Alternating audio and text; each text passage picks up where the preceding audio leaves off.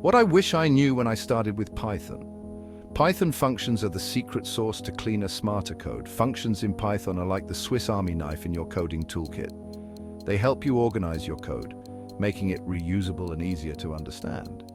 First, let's talk syntax. Defining a function is as easy as typing def, giving it a name, and adding parentheses. Don't forget the colon. Parameters go inside those parentheses. Basic? Sure, but let's level up. Ever heard of quargs?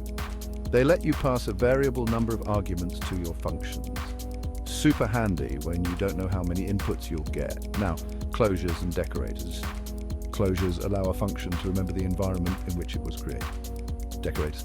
They add extra functionality to your existing functions. And for some real magic, check out map, filter, and lambda functions. These tools bring the power of functional programming to Python. Stay tuned as we explore these and more in our Python functions journey. Happy coding!